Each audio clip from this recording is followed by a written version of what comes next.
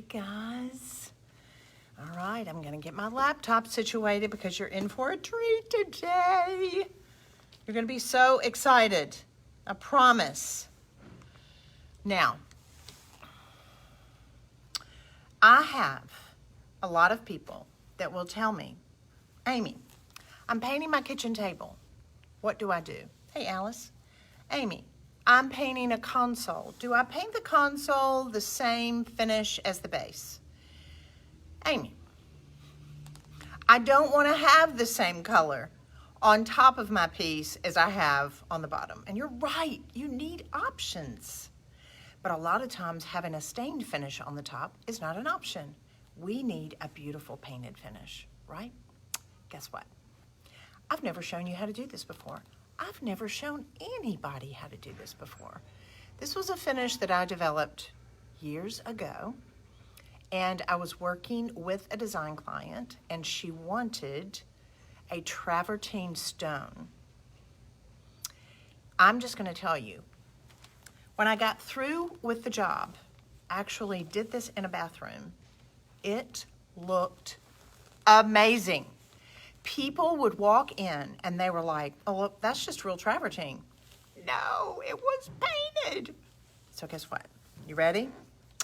I took a close-up picture and I sent it to Marty, and she's gonna be putting on Facebook where you can see it. But I wanna show you this. Look at this. Can you see this? I'm gonna hold this up. Look at this. Look at this. Look at this. Guys, this is a painted finish to look like stone, to look like travertine. Look at this. Now, this is one application that I was working on just a few minutes before we went live. And I'm gonna show you, I haven't sealed it yet. I haven't done any type of overglaze yet. Isn't it exciting? I love all of y'all so much because you're my tribe. There's not a whole lot of people that can go, wow, and get excited over a painted finish, except people that love doing interior design work, that love rescuing and restoring furniture. So I'm gonna show you how to do it. Now, you know the drill. Caring is sharing. Share this video and your name will go in for a drawing, and I'm gonna send you some Bauhaus buff, some Serengeti gray, and some glazing liquid. How's that? You're gonna be able to turn around and replicate this finish. And all you have to do is share the video. Your name will go in for a drawing. So all day Friday, all day Saturday, all day Sunday, and then Monday afternoon, we will announce the winner. And then I'm gonna ship all that product to you absolutely free. And then that way you can turn around and execute this finish. As Karen said, woohoo! All right, let's ready. Are you ready to do this? So as you pop on here, just say hey. And if you've never tuned in before, my name is Amy Howard, and I am the mother maker of a maker studio and Amy Howard Collection, and I'm the crazy chick who creates these finishes. The other great thing about it is I also develop the product, so that way I'm able to kind of teach you the idiosyncrasies of how to use this, but also I want you to be able to create some finishes that you can brag about. That's more than anything, when I get to hear about you guys bragging, and when you get on the before and after page, if you're not part of that, you need to join. And it's Amy Howard at Home, before and after. Well, hey Gina, first time here, welcome. We love creating finishes that we can create some pretty amazing pieces, either for our home or that we want to turn around and resell. So it's really nice. Sandra, thanks so much for already sharing. Love that. All right, so let's do this, guys. So continue to say, hey, ask me questions. If you don't understand something, I'll go back on Facebook and I'll answer them later. So that way, I really want you to understand it and be able to articulate this. But remember, practice makes perfect. You have to practice. What I am going to be working on today, as far as a practice board, is a piece of tempered masonite. Now, you can get these at your local hardware store, whichever your favorite is. And you'll notice it has a graininess on the back of it. The front of it it's tempered, so it's smooth. You do not want to work on it if it's not tempered, because it's going to be too absorbative. So I like using masonite. Now, when I do samples that I will use on larger surfaces, I usually do a 24 by 24. So if you're building a portfolio, these are great if you want to be able to have it to where you can show clients later. So this is a 24 by 24 piece of tempered masonite, and I'm going to base coat it in Bauhaus buff, the Bauhaus buff 1-step. All right, so I'm going to turn this down, and I will look at this over here. I will answer your questions later, but let's do this thing. All right, so I'm going to turn this down. Give it just a minute because I want to make sure that you can see it, and then I'm going to take you through all the steps to be able to create this amazing finish that you're going to definitely have the bragging rights on. All right, so our tempered masonite, first thing we're going to do is we're going to base coat it. So let's say you're not working on tempered masonite. Let's say that you have an existing piece of furniture and you want to paint the top. Well, all you're going to do is paint it. So I am using, this can's been loved on, hadn't it? So this is a 1-step can. It's a 32 ounce, but a little bit goes a long, long way.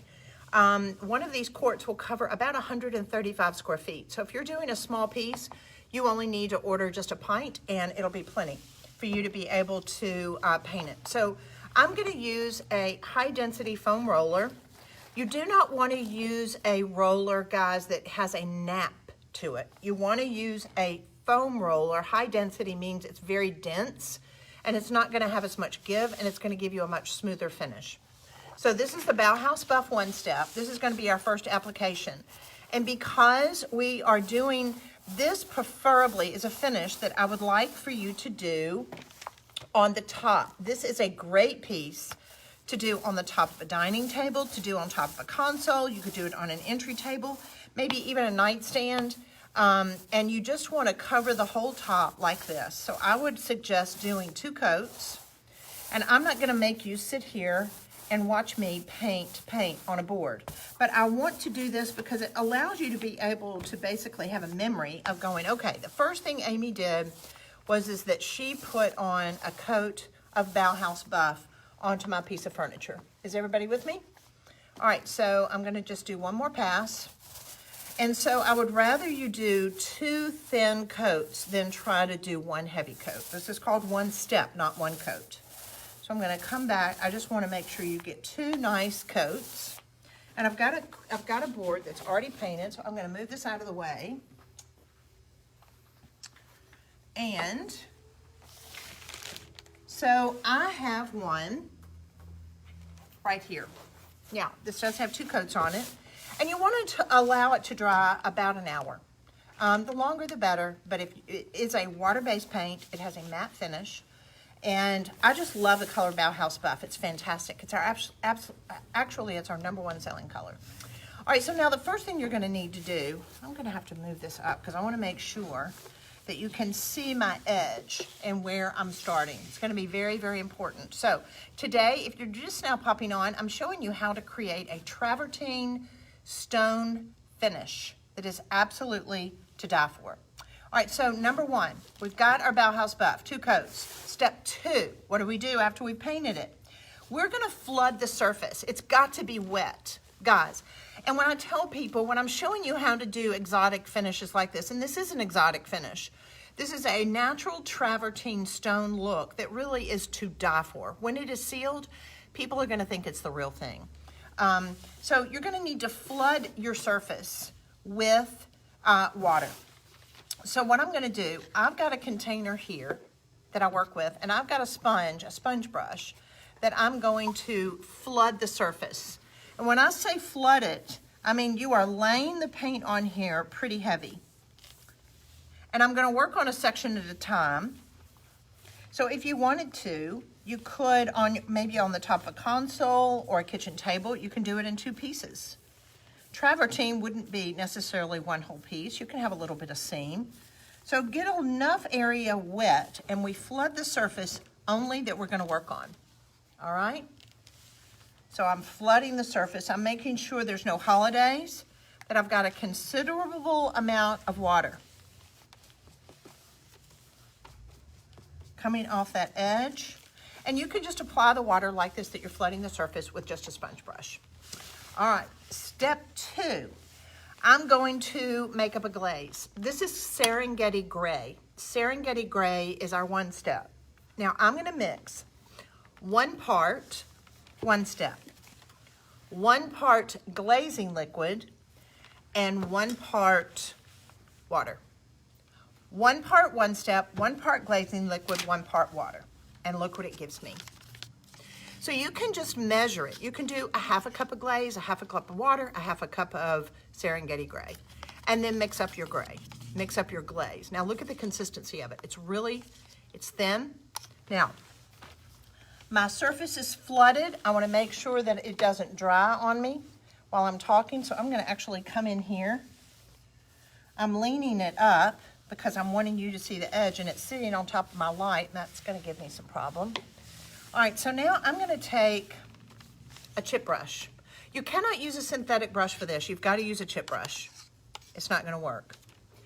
And I'm going to load it up just a little bit with my glaze, my 1 part paint, 1 part water, and I'm putting it on top of my flooded surface like this. Now watch. I'm going to hold my brush like this. Don't hold it like you'd normally be using a brush, and watch this. See how that paint is flooding on that surface?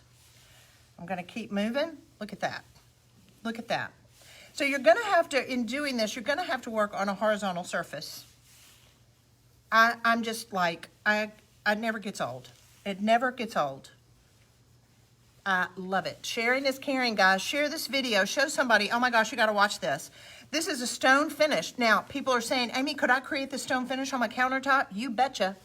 This would look absolutely to die for. Now, watch this. I'm going to take another chip brush. I'm going to take this, and I'm going to have this chip brush, and I'm going to knock it against it like this. So watch. Look what's going to happen. Look at this. This is a reticulation of a stone. Now, I will usually try to go in lines. I don't want to go everywhere, random. So I'm going to try to keep it to where I'm going in a horizontal direction, kind of like my paint, kind of like I brushed it on. Now I'm going to come back with a dry brush, all right? And I'm going to lay it in here just a little bit, and I'm going to pull it.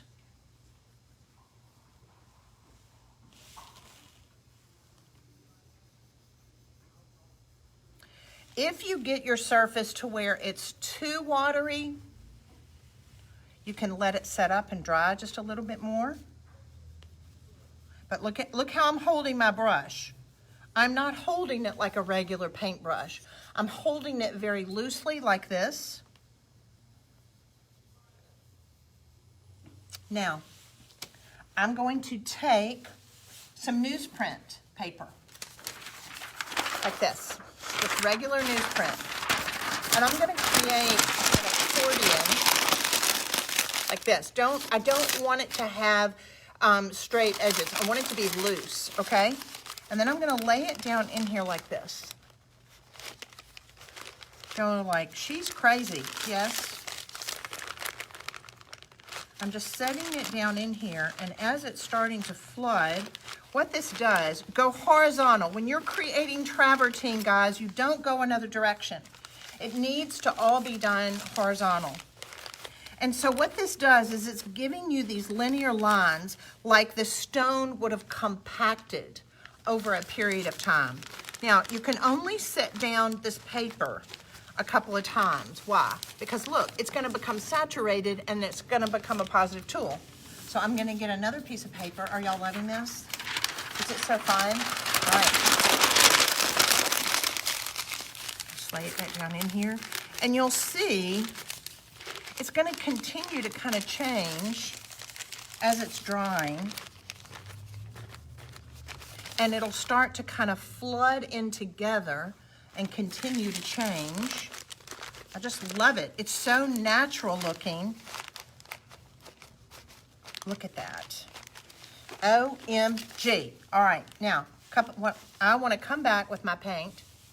I want to get a little bit more reticulation in this. What in the world is that? Help me, Hannah. You're not supposed to be there. All right.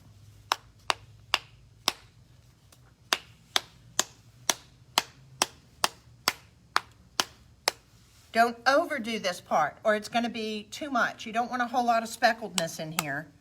But what it will do, now I'm going to come back. Guess what I'm going to do now? I'm going to dip my brush into some water. So it's wet. And I'm gonna do the same thing. Look at this. And I'm not hitting it because I don't want a whole lot. And now that water is gonna come into this glaze and it's gonna start to open up just a little bit and give you this very natural looking, like it's a fissure has taken place. Is that not wild? I'm gonna turn this down. I wanna make sure. I want you to be able to kind of see. Does that allow you to be able to see that just a little bit more? Now, this area in here, is it starting to kind of dry? Look at that. It will start to look like the stone. And then as it starts to dry down, let me get one that I worked on right before we went live.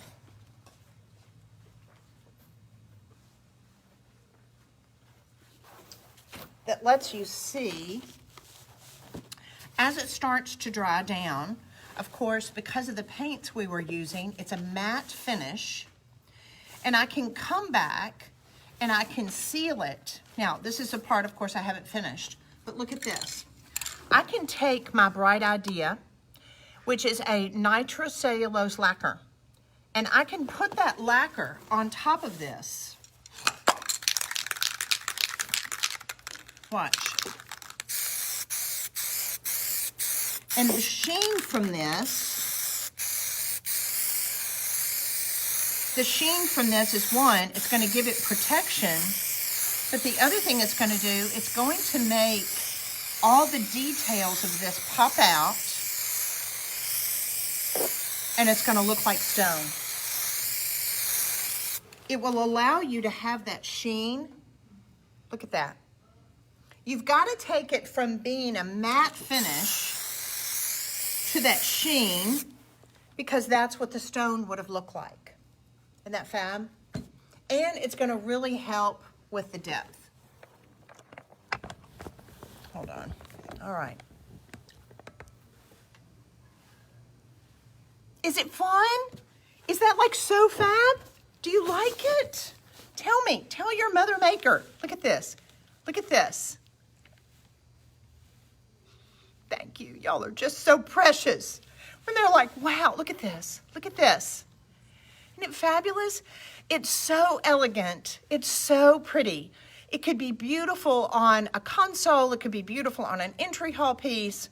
It can be on any top. I don't want you to always think that you've got to paint the tops of your furniture just like the base.